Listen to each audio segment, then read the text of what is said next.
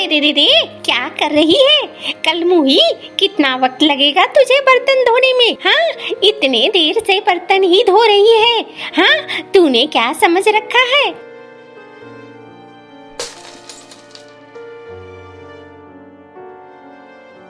हाय हाय हाय, देखो देखो, सुबह सुबह नुकसान कर दिया। कलमुही, ये कैसी दिन की शुरुआत कर रही हो तुम?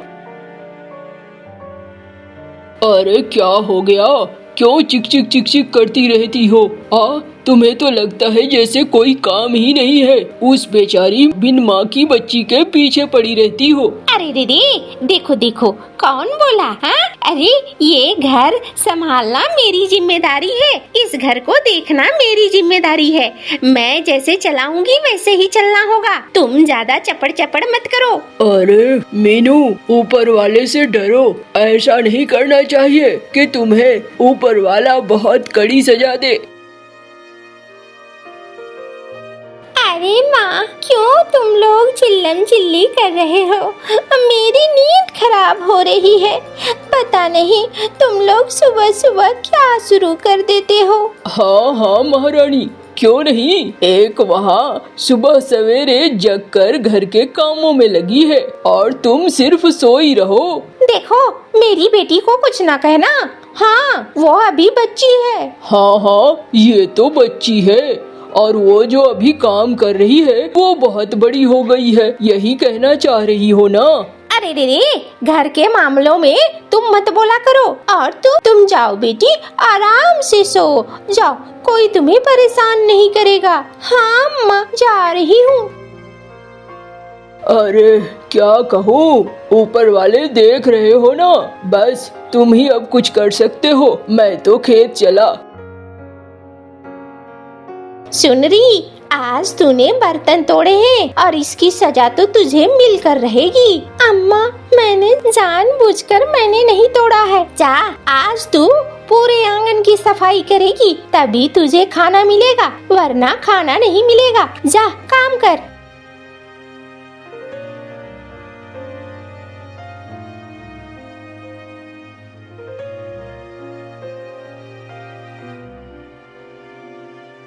ये ले बिटिया, खा। खाएगी, तुझे अच्छा लगेगा, खा अच्छे से। अम्मा, ये तो सब्जी कैसी है? पूड़ियाँ भी ठीक नहीं है। अरे बिटिया, तू नहीं खाएगी तो कैसे होगा? खाना तो अच्छे से खा, अच्छे से खा बिटिया। नहीं अम्मा, खाया नहीं जा रहा है। अरे रे रे, खा, खाती जा। अम्मा, मैं भी पूड़ी और आलू दम खाऊं क्या? अरे रे रे, तेरा काम क्या खत्म हो गया है जो चली आई नजर लगाने को? जा वहाँ कुएं के पास और जाकर पानी भर। वहाँ पर पानी भर जाए तो फिर खाने की सोचना। जा, जाती हूँ अम्मा। तू खा बिटिया, तू खा। देखना कब से आ गई, कहाँ से आ गई। तू आराम से खा।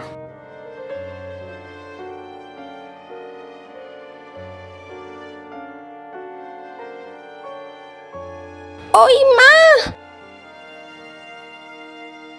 अरे रे रे, क्या हो गया कलमुही? क्यों गिर गई? हाँ अम्मा, वो थोड़ी बाल्टी से चोट लग गई, उसी से टकरा गई थी।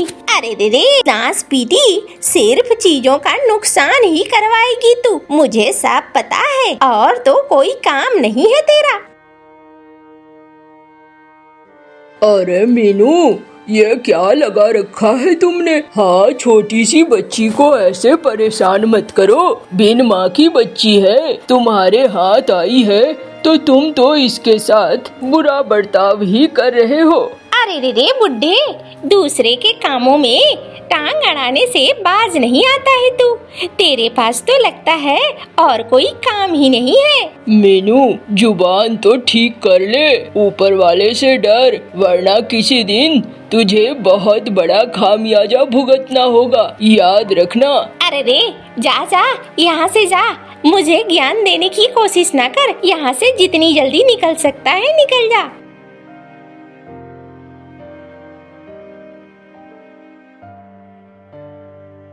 परी सुन, कब तक बैठकर रोती रहेगी? उठ और जल्दी से पानी भर और पानी भर के घर के काम कर। अम्मा भूख भी लगी थी, पानी भर के आ, तभी खाना मिलेगा, वरना नहीं मिलेगा।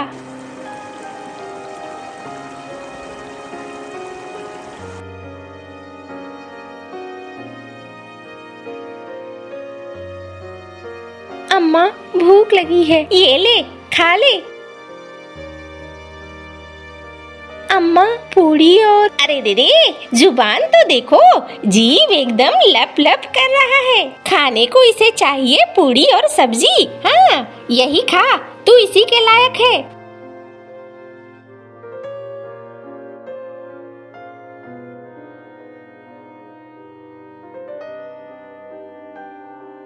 रे देखो तो जीभ कैसी लप लप कर रही है। यही खाना है तुझे, यही खा, यही मिलेगा यहाँ पे। और नहीं खाना है तो इसे भी मैं रख दूंगी। नहीं अम्मा मैं खा लूंगी।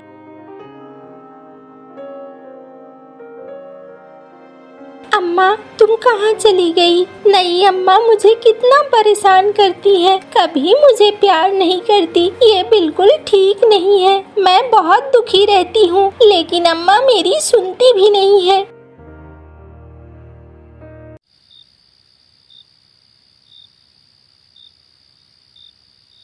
अरे देखो मीनू, ये जो तुम कर रही हो ना, ये बिल्कुल ठीक नहीं है। मत किया करो ऐसा, वरना तुम किसी दिन बहुत बुरी तरीके से फंस जाओगी। याद रखना, ऊपर वाले के घर देर है अंधेर नहीं। उनका रोना यूं ही व्यर्थ नहीं जाएगा, तुम कभी न कभी बहुत पछताओगी। चुप करो, मुझे ज्ञान देने की कोशिश मत करो। इस घर का खर्च कैसा चलता है ये मुझे बहुत अच्छे से पता है। घर का खर्च चलाना मुश्किल होता है, ऊपर से एक बच्ची को घर का सदस्य बना रखा है। हाँ किस तरीके से मैं कर रही हूँ तुम्हें कुछ पता है क्या? घर के मामलों में दखल मत दिया करो। अरे मैं तो तुम्हें बस ऊपर वाले के कहर से बचा रहा था, तुम तो खुद ही एकदम पत्थर की हो गई हो। हाँ हाँ जाओ सो जाओ, रात बहुत हो गई है, ज्यादा दिमाग मत लगाओ वरना दिमाग फट जाएगा तुम्हारा। हाँ जाता हूँ, सोने ही जा रहा हूँ।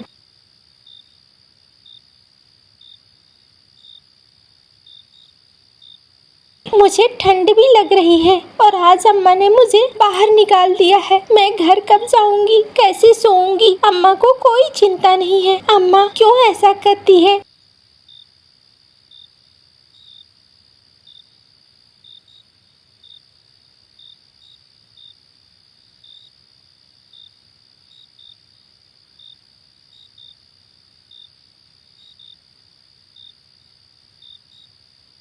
मैं यहाँ अब और नहीं रुकूंगी, मैं चली जाऊंगी। मैं घर छोड़कर ही चली जाऊंगी। यहाँ कोई मुझे पसंद नहीं करता। मैं इस घर के लिए सबसे बड़ी बोझ बन गई हूँ। अगर मैं बोझ हूँ तो मैं यहाँ रुकूंगी ही नहीं, मैं चली ही जाऊंगी।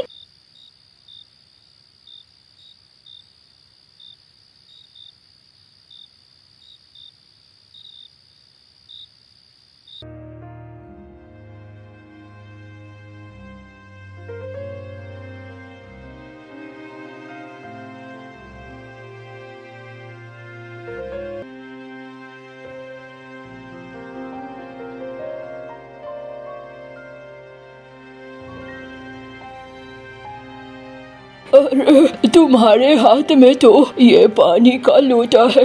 मुझे बहुत प्यास लगी है। बच्ची मुझे पानी पिला दोगी क्या? बहुत बहुत प्यास लगी है। हाँ बाबा क्यों नहीं, ये लो। भूख और प्यास क्या होती है ये मुझे बहुत अच्छे से पता है, तुम इसे पी लो। मैं तो रास्ते के लिए ये पानी लेकर आई थी, लेकिन ऊपर वाला अब जो चाहेगा वही होगा। तुम इसे पी लो। दो मैं इसे पीता हूँ।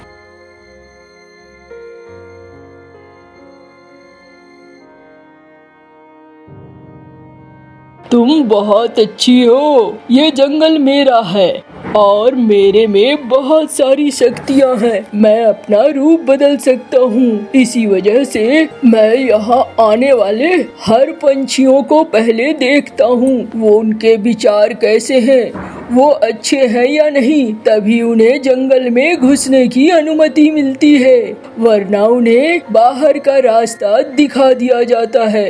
तुम तो बहुत अच्छी हो, तुम्हारे विचार भी बहुत अच्छे हैं। तुम इस जंगल में चाहो तो रह सकती हो और बहुत अच्छे से रह सकती हो। हाँ, मैं रहना तो चाहती हूँ, लेकिन इस जंगल में अकेले मेरा मन भी नहीं लगेगा। अरे मैं तुम्हारे लिए एक बढ़िया सा घर बना देता हूँ। नहीं, मेरी अम्मा जिस चीज से खुश हो आप मुझे वैसा कुछ दे दे ताकि मैं अपने परिवार में खुश रह सकूं। अच्छा, अगर ऐसा है तो लो, ये मैं तुझे दे रहा हूँ।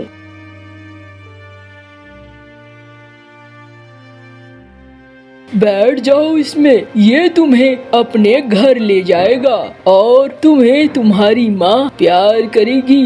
अच्छा, मेरी माँ प्यार करने लगेगी? हाँ, उसे जो चाहिए वो उसे मिल जाएगा। धन से दुनिया का हर शख्स खुश हो जाता है, तो तुम्हारी माँ भी खुश हो जाएगी। परेशान मत हो और बैठ जाओ इसमें।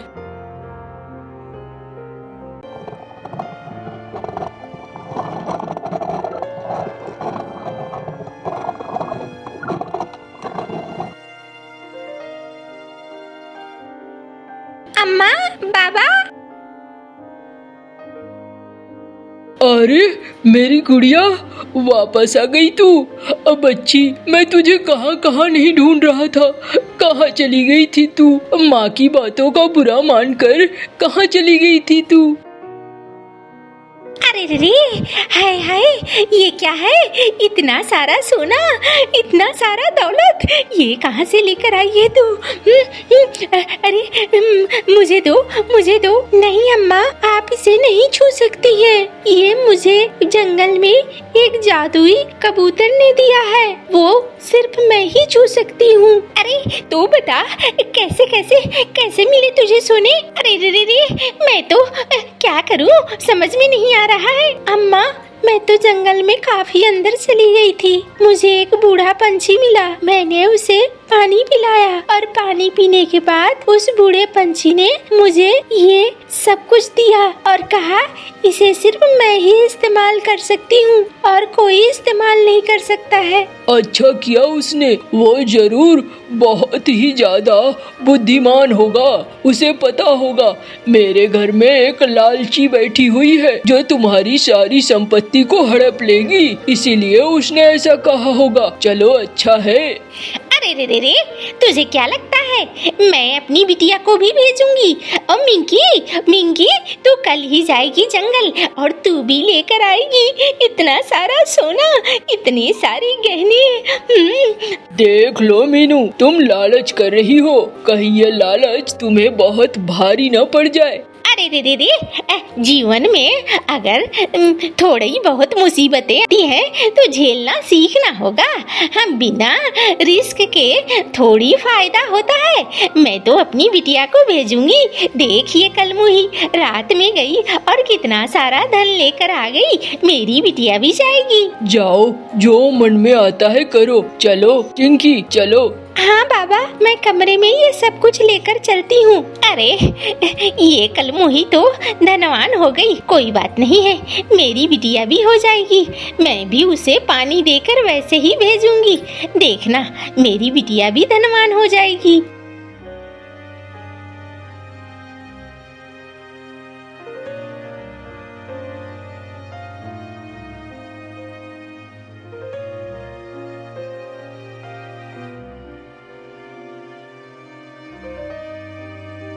अरे अच्छा हुआ तुम दिख गई। मैं बहुत प्यासा हूँ, प्यास लगी है।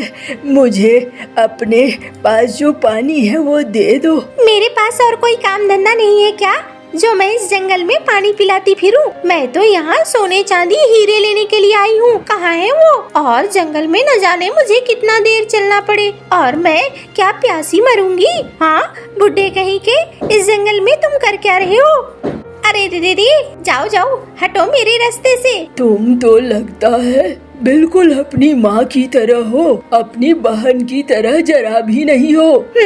तुम मेरी माँ और बहन को कैसे जानते हो? हटो जल्दी से, मुझे जाने दो, मुझे बहुत काम है और अब दोपहर होने को है। मुझे वो ढूंढना भी है जगह जहाँ मुझे सोने चांदी हीरे मिलेंगे। अगर तुम मुझे दे सकते हो तो बताओ।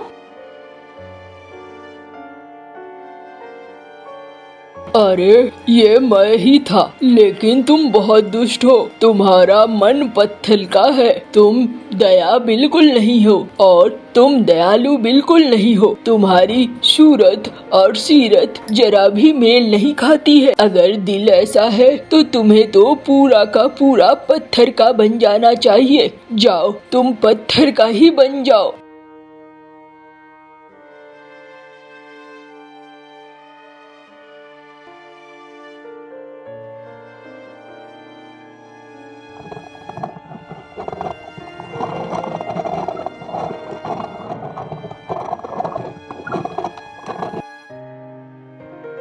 अरे मेरी बिटिया आ गई। लगता है मेरी बिटिया अब आ गई। मेरी बिटिया कहाँ है तू? कैसी है तू? जाती हूँ मैं। हाय हाय, ये क्या हो गया? मेरी बेटी। मैंने तुझे पहले ही कहा था लालच मत कर, लेकिन तूने मेरी बात नहीं मानी। आज देखो क्या हाल हो गया तुम्हारा। अब तुम्हारी वजह से मेरी एक बेटी चली गई। अम्मा, ये क्या हुआ? अरे रे, मेरी बेटी। हाय मेरी बेटी।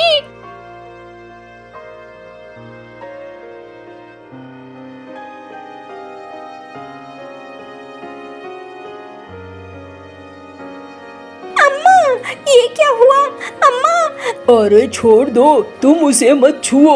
ये दोनों पत्थर की बन गई हैं। मैंने इन्हें कितनी बार कहा था, ऊपर वाले के घर में देर है, अंधेर नहीं। मत करो अत्याचार, तुम्हें कभी न कभी फल मिलेगा। लेकिन इन्होंने बात नहीं माना। तुम मत छुओ इन्हें, कहीं तुम भी छुओगी तो तुम भी पत्थर की न बन जाओ। नहीं बाबा, ऐसा क्यों कह रहे हो? अम्मा। अरे तू तो पत्थर की नहीं बनी। बाबा, ये उनके कर्मों का फल है। हाँ, अब भूल जाओ इन्हें। चल, घर में आराम से शांति से रहते हैं। वैसे भी इन दोनों ने जीना हराम कर रखा था। किसी को शांति से ये रहने ही नहीं देती थी। अब कम से कम शांति रहेगा। चल।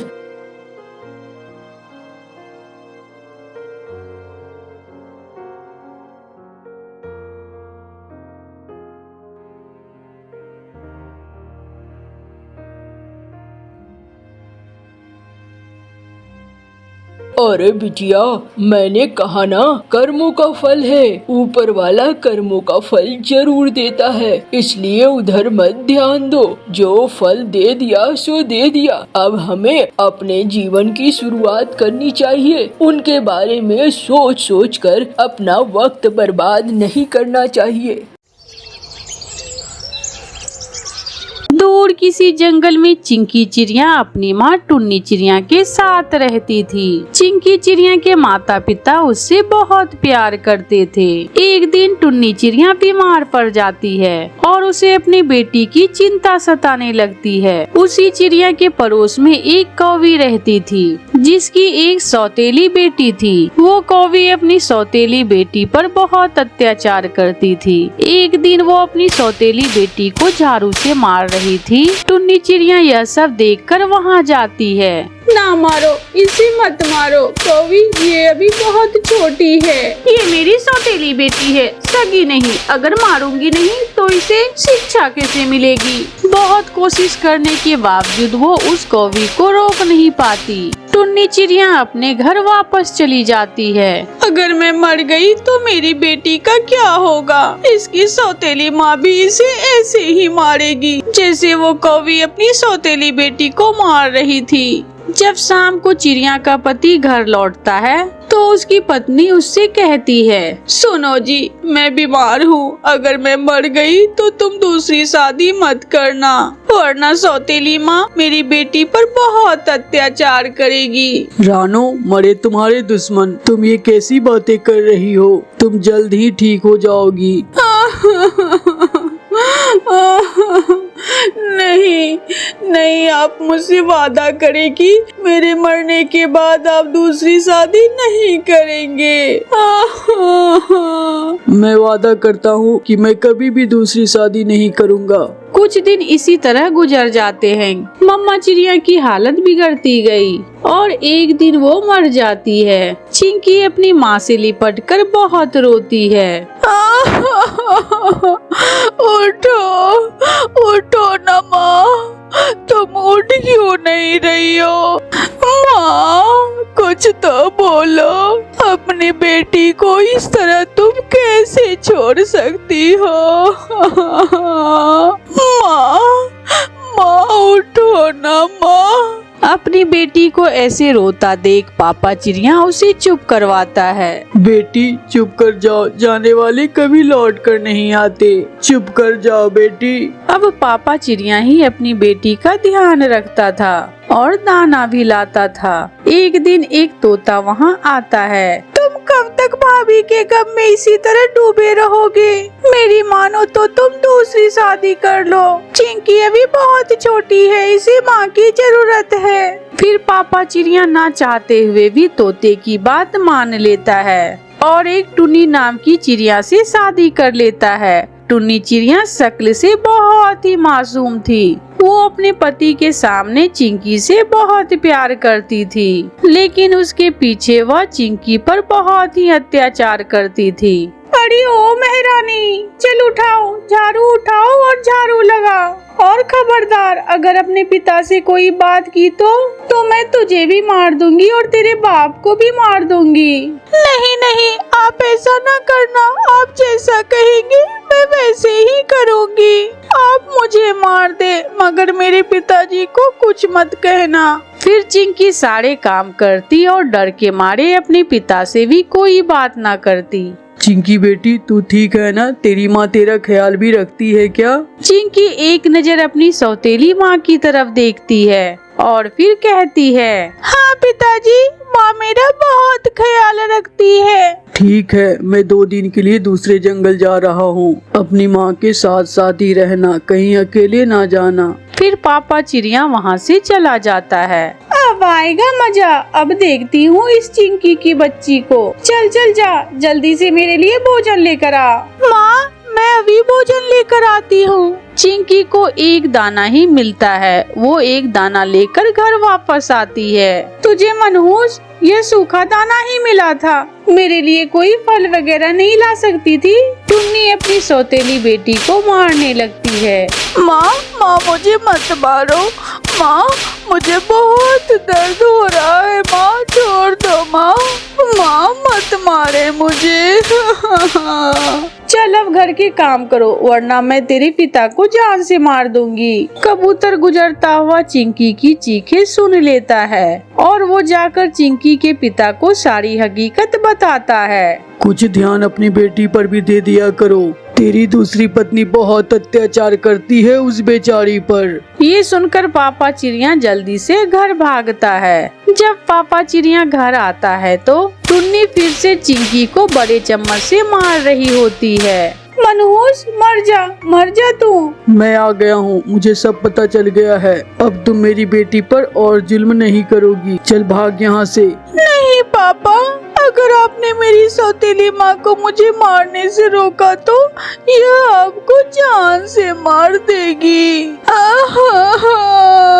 चिंकी बेटी, ऐसा कुछ नहीं होगा, तुम चिंता ना करो। फिर पापा चिड़िया टुन्नी को घर से निकाल देता है। ऐसी माँ से तो तू बिन माँ की ही रह ले। मेरी बेटी, जो गलती मुझसे हुई तू मुझे माफ कर दे। फिर पापा चिड़िया अपनी बेटी का ख्याल खुद ही रखने लगा। प्यारे दोस्तों, इस कहानी को लाइक, अपने दोस्तों के साथ शेयर और चैनल को सब्सक्राइब करना बिल्कुल मत भूलना।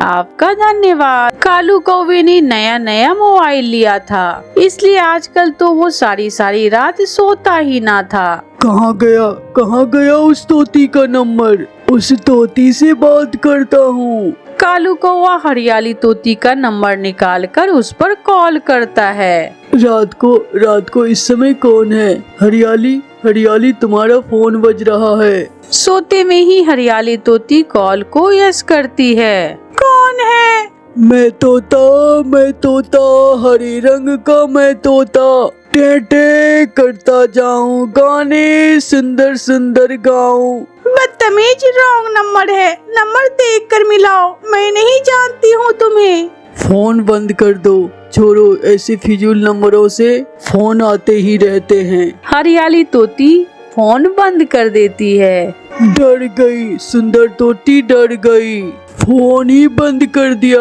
कल देखूंगा उसे। फिर कालू कौवा लूसी कबूतरी का नंबर मिला लेता है। कौन है? मैं ऊंचे पहाड़ों पर रहने वाला चिट्टा कबूतर हूँ। कौन है आप? मैं जी, चिट्टा कबूतर नाम है मेरा।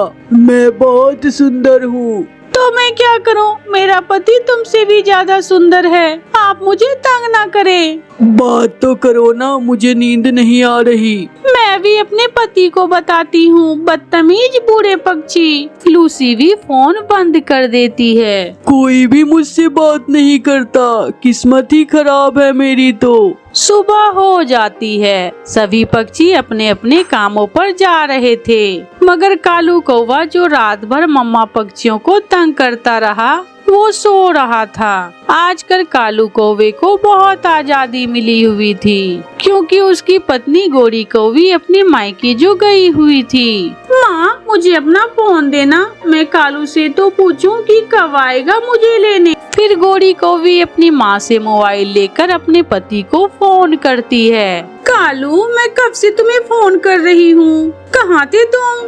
गोरी, मैं सोया हुआ था। सोए हुए थे? रात क्या करते हो? गोरी, रात बहुत ठंड थी, इसलिए मुझे अच्छे से नींद नहीं आई। मैं आज आ रही हूँ। नहीं गोरी, यहाँ बहुत ठंड है। आज का दिन तुम वहीं अपनी माँ के पास रह लो, कल आ जाना। फिर कालू कौवा अपना फोन बंद कर देता है। कालू कौवा फिर से हरियाली तोती का नंबर मिलाता है। आपने मुझे फिर से तंग करना शुरू कर दिया। आपको कोई और काम नहीं है क्या? काम तो बहुत है, मगर तुमसे बात करना भी तो जरूरी है। हरियाली फोन काट देती है, मगर कालू कौवा कॉल पर कॉल किए जा रहा था। घंटी बजे जा रही थी। ये ऐसे नहीं सुधरेगा हरियाली, इसे सबक सिखाना ही होगा।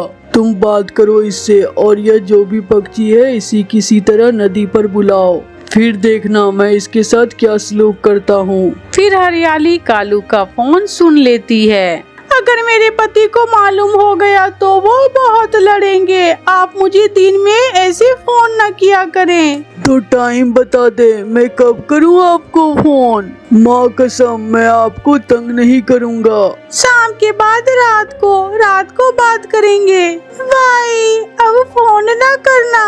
हरियाली फोन काट देती है। कालू कौवा तो डांस कर रहा था। पहली बार किसी फीमेल पक्षी ने हंसकर बात की। अब तो बात आगे बढ़ेगी और फिर होंगी मुलाकातें। कालू कौवा सारा दिन इधर उधर फिरता है। यार कबूतर, आज तो शाम होने को ही नहीं आ रही। आवारा कौवे, हमें तो दिन भी बहुत छोटा लगता है। कई काम करने थे वो हम कर ना सके, और तुम बोल रहे हो दिन ही नहीं गुजर रहा। तुम क्या जानो कबूतर, प्यार किसे कहते हैं। ऐसे कहते हुए कालू कौवा वहाँ से उड़ जाता है। रात भी हो जाती है। कालू कौवा जल्दी से हरियाली का नंबर फिर से मिलाता है। क्या आप तोते ही हो ना? मैं तो एक तोती हूँ। हाँ, मैं तोता हरे रंग का। मैं तोता हूँ बहुत सुंदर, लाल लाल आंखें हैं मेरी तो। कब आऊँ मैं आपको अपनी आंखें दिखाने? कल जंगल की बड़ी नदी पर मैं आपका इंतजार करूंगी। मैं जरूर आऊंगा, और हाँ, तुम अकेले ही आना, किसी और को साथ लेकर ना आना। दूसरे दिन मिट्टू कबूतर और चिड़िया को साथ लेता है और बड़े बड़े डंडे लेकर नदी के पास छुपकर बैठ जाता है। क्या तुम्हें विश्वास है कि वो पक्षी आएगा जो हमारी पत्नियों को तंग करता है? उसने रात को हरियाली से वादा किया था। जो भी हुआ वो हमसे जरूर बीतेगा, अगर पकड़ा गया तो।